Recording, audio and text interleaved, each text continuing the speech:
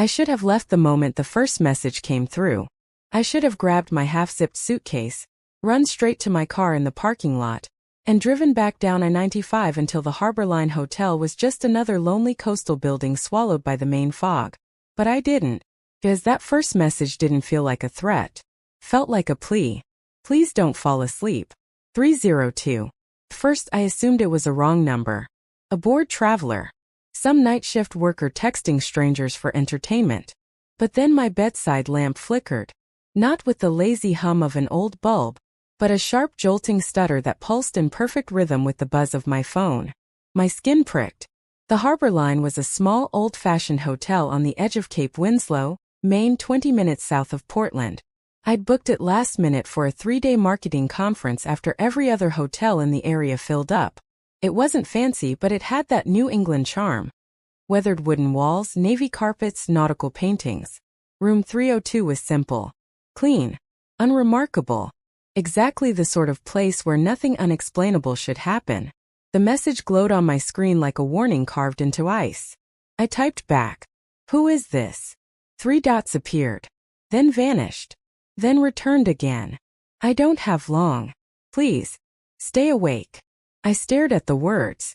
They weren't threatening. They were terrified. I hovered over the call button for the front desk but stopped. I didn't want to be the out-of-town woman panicking over a prank. Maybe someone else in the hotel typed the wrong number. A moment later another message appeared. You're in my old room. My heart dropped like a stone in cold water. I typed quickly, fingers trembling. How do you know what room I'm in? No response. The silence pressed in from all sides, thick as the coastal fog that wrapped around the hotel each night.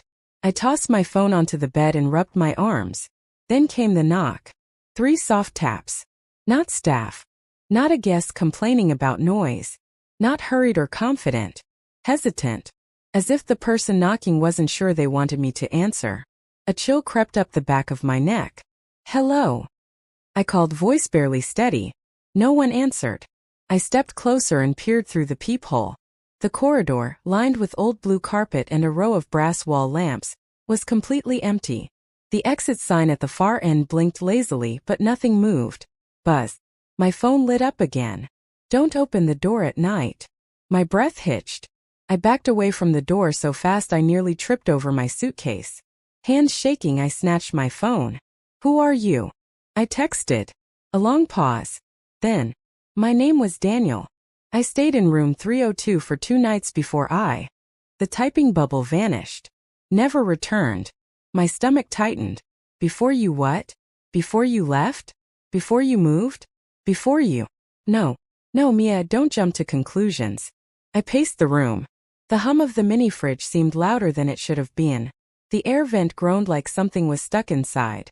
I tried to rationalize it. Maybe Daniel was hospitalized. Maybe he'd lost his phone and someone was messing with the contacts. But the knock, the flickering lamp, the message that matched my room number. I dialed the front desk. After 2 rings, a tired male voice answered. Harborline Hotel, this is Frank. Hi, I'm sorry, but, I'm getting strange text messages from someone claiming they used to stay in my room. What room are you in, ma'am? 302. Silence. Not the casual kind. The heavy. I know something I don't want to say kind. Ma'am. No one stayed in that room for weeks before you checked in. My throat dried. Someone said they did. He said his name was Daniel. That he stayed here 2 nights before something happened. Frank exhaled heavily. Look, I didn't want to scare you. But yes, someone did stay in that room. A man named Daniel Pierce. Local guy from Bangor. My pulse pounded. He passed away here. 3 weeks ago. My voice cracked. How? He died in his sleep, Frank said quietly. Natural causes. At least that's what we were told. Natural causes.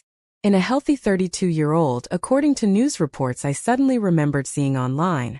A man found dead in a hotel south of Portland. Room 302. I swallowed hard. So who's texting me? It's not possible, Frank said firmly. Police took his phone. His family has it now. I stared at my trembling hand. If you want, he added, voice softening, I can move you to another room. Or refund the night. I thought about the knock at the door, the flickering lamp, the strange messages. I should have left. Instead I whispered, "No, it's fine." Frank hesitated, then hung up. I stood in the center of room 302, listening to the distant sound of foghorns drifting in from Cape Winslow Harbor. Outside, the wind howled like it was dragging fingers across the windows. My phone buzzed again. I jumped. One new message. "Mia, I can hear something in the walls. If it touches you, you won't wake up either." My blood ran cold.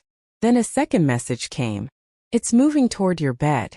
I didn't sleep that night. Not even for a second. I sat upright against the headboard, the thin hotel blanket wrapped around my shoulders like armor, staring at the walls as if they might split open. Every creak, every shift in the pipes, every distant footstep outside my room felt amplified, like the building itself was breathing. The messages from Daniel, if it really was him, had stopped after that last chilling line. "It's moving toward your bed." Nothing else came. No explanation. No warning. No reassurance. Just silence thick enough to drown in. By 5 a.m., pale morning light bled through the yellow curtains. The glow made the room feel normal again. Almost safe. Almost. I checked my phone. No new messages. I took a slow breath, slid off the bed and stepped onto the cold carpet. My legs felt stiff like I'd run a marathon without moving. I needed coffee, something hot and strong. And maybe then I'd convince myself that last night was nothing more than exhaustion mixed with coastal creepiness. I showered quickly, changed into my conference clothes and grabbed my tote bag. My keys rattled in my trembling hand as I opened the door. The hallway looked the same as always. The navy carpet, the brass wall sconces, the faint scent of lemon cleaning spray. Down the far end, the big window showed a foggy Cape Winslow morning, the harbor completely swallowed by mist. I headed downstairs. At the front desk, Frank looked like he'd been awake all night too. He was in his 50s, wiry, with graying hair and tired eyes. When he saw me approach, he straightened. "Morning," he said. "Rough night." I forced a smile. "Didn't sleep much." "Want to change rooms today?" he asked gently. "We've got a view room on the second floor." I shook my head. "No. I'll be out most of the day anyway." He hesitated. "Sure, but if anything else happens, you come straight to me, all right?" That tone. That look. Frank knew something more than he was telling me. But I didn't push, not yet. "Thanks," I said quietly. He nodded and slid a to-go cup of coffee across the counter. "On the house." The gesture warmed me more than the cup did. Outside, the fog draped over the small coastal town like a heavy blanket. The harbor line sat on a quiet street lined with clapboard houses and small businesses. A bakery, a tackle shop, a boarded-up diner with peeling blue paint. Beyond them, I could just barely hear the crash of waves against the cliffs. The conference in Portland passed in a blur. I tried to pay attention, I really did, but every time my phone buzzed for a notification, my heart jumped into my throat. But there were no messages. Not from Daniel. Not from any unknown number. By 5 p.m., I convinced myself the whole thing was a bizarre coincidence, a fluke. Some tech glitch or wrong number that got creepy by accident. Maybe Daniel's number got reassigned too soon. Maybe someone pulled info from a leaked hotel guest list. I clung to that explanation like a lifeline. But as I drove back toward Cape Winslow, the sky turning bruised purple and the fog thickening again over the ocean, dread crept back in. The harbor line looked different at night. Lonelier. Like it was holding its breath. I trudged inside, exhausted and unsettled, and paused in front of the elevator. The door creaked open before I even pressed the button. "Just old sensors," I muttered, stepping inside. The elevator groaned as it rose. With each floor, the overhead light flickered. "Not tonight," I whispered. "Please don't do this tonight." At the third floor, the doors slid open. The hallway was dark. Not pitch black, just darker than it should have been. A few of the wall lamps were dead, casting uneven shadows along the carpet. Room 302 was halfway down. I forced myself to walk toward it, key card in hand, repeating. It was nothing. Just a late-night scare. Nothing is going to happen. The moment I reached the door, my phone buzzed. I froze. Slowly I lifted it. A new message. From the same number. The preview text read, "Mia, Did you leave the room today? My heart hammered as I unlocked the phone. Daniel, you shouldn't have left it alone. My breath caught. My keys slipped from my hand and clattered onto the carpet. Then another message came. It knows you're back. A prickle crawled up my arms. I typed with shaking fingers. Who are you? What is happening? Dots appeared immediately. Listen to me carefully. I waited, barely breathing. Do not turn on the lights. My pulse spiked. Why? His reply came instantly. Because it's standing right next to the switch. My entire body went cold. Very slowly, I turned my head toward the light switch beside the door. The place I always reached without thinking. And every hair on my body rose. In the dim hallway glow spilling through my half-open door, I could see it. A shadow. Tall. Still. Pressed against the wall where the switch was. It wasn't mine. It wasn't anyone's. It had no owner. I stumbled backward, slamming the door shut and pressing my back against it as panic clawed up my throat. Another message buzzed. It followed you inside. My knees nearly buckled. I typed one final question. What is it? The reply came slowly, each word appearing like a heartbeat. The thing that killed me. For a long moment I couldn't move. I couldn't breathe. Couldn't think. The words on my phone burned into my vision. The thing that killed me. I stared at them, my pulse thundering so loud I thought whoever or whatever stood in the dark could hear it. My back pressed against the cold wooden door, the grain digging into my spine. The air in room 302 felt heavier than before, as though the space itself was listening. My hands trembled as I typed. How do I get out? 3 dots appeared. Then vanished. Returned. Don't let it know you've seen it. My throat closed. Too late. I had seen the shadow, and it knew I had seen it. Panic surged through me. I pressed my ear to the door. The hallway beyond was silent, too silent, as if the whole floor had been vacuumed of sound. I needed help. The front desk. Frank. I grabbed my phone and dialed, barely able to control my shaking hands. The ring never came. Instead, static hissed in my ear, like the crackling roar of an untuned radio. Hello. I whispered. The static deepened, thickened, morphing into a low vibration, a pulse.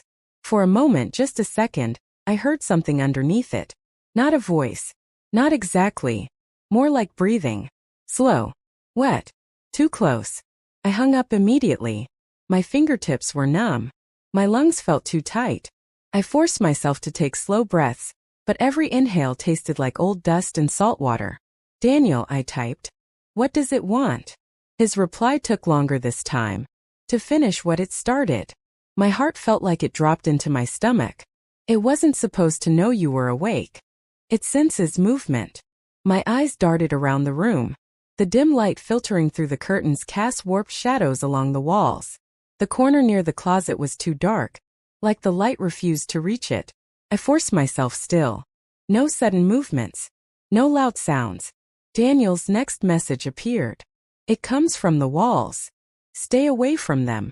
I stared at the nearest wall, the one behind the bed. The wallpaper was old, faded, peeling at the corners. Harmless. Normal. But then, I heard it. A sound. Soft. Subtle. Almost imagined.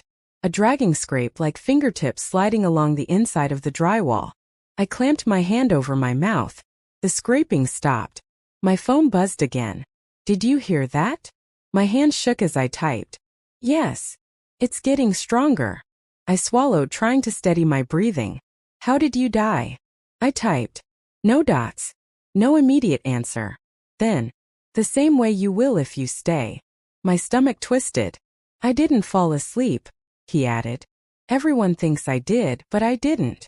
Another message came right after, almost frantic. It waits until you're vulnerable. Still. Helpless. Helpless. The word echoed through me.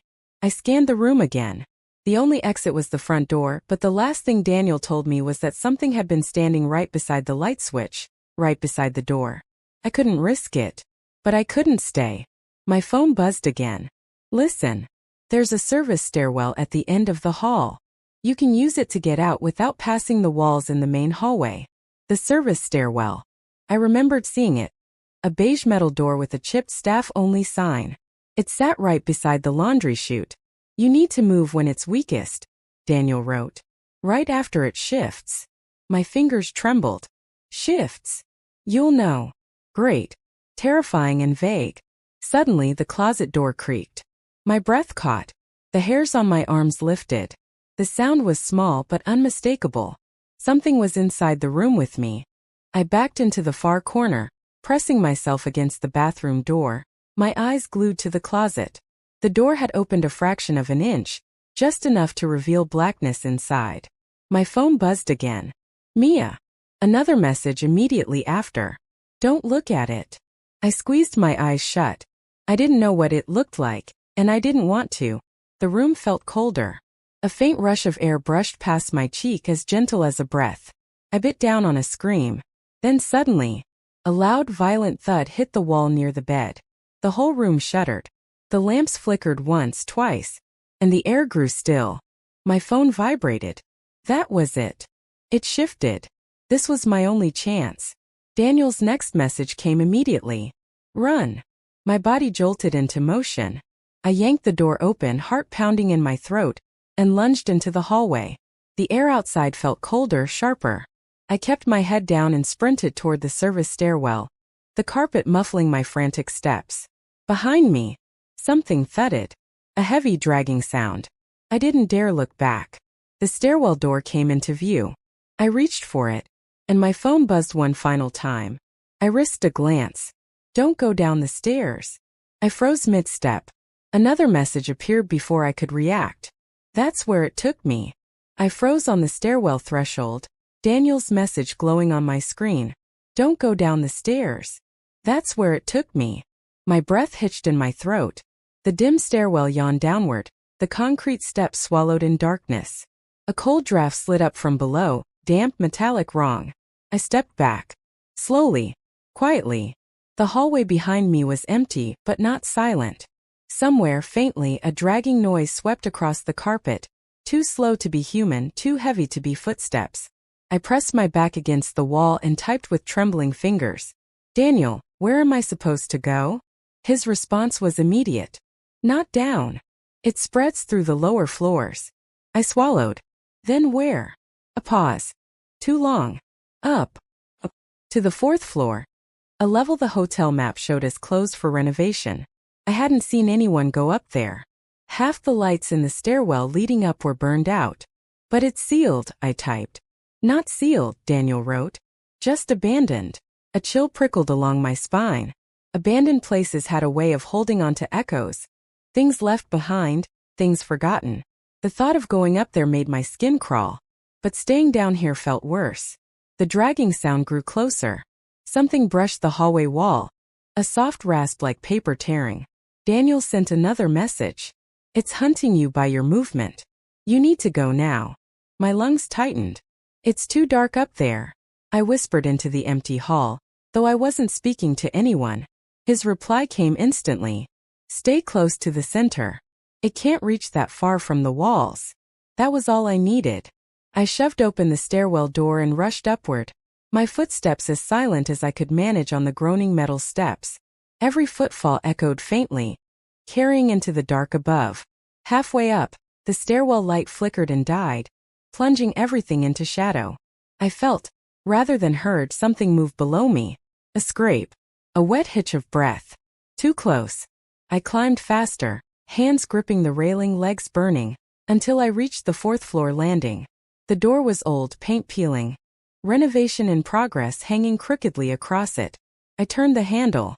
It opened easily. The 4th floor looked like a time capsule. Dust floating in the stale air. Plastic sheets draped over abandoned furniture. Bare drywall where wallpaper had been half peeled away. The emergency lights glowed faint red, dim, but enough to see a long stretch of corridor lined with rooms. I stepped inside. The door closed quietly behind me. My phone buzzed. You're safe for a moment. I let out a shaky exhale. What is this thing? I asked Daniel. A pause. It's older than the hotel. Older than the town. They built around it without knowing. A cold knot formed in my stomach. Why does it kill? His next message sent ice through my veins. Because it feeds on stillness. The moment you stop fighting sleep, It pulls you into the walls. I backed farther from the nearest wall automatically. Dust drifted in tiny spirals, as though stirred by an unseen breath. Another message came. I tried to stay awake. I lasted 2 nights. My chest tightened. I typed, "Why are you texting me? You're dead." I couldn't write it. Couldn't make it real. But Daniel answered anyway. Part of me didn't go with my body. The corridor seemed to tilt. I pressed a hand to the center of the carpet to steady myself. I'm stuck between this place and what took me. I don't know how long I can talk before it notices. Fear twisted inside me.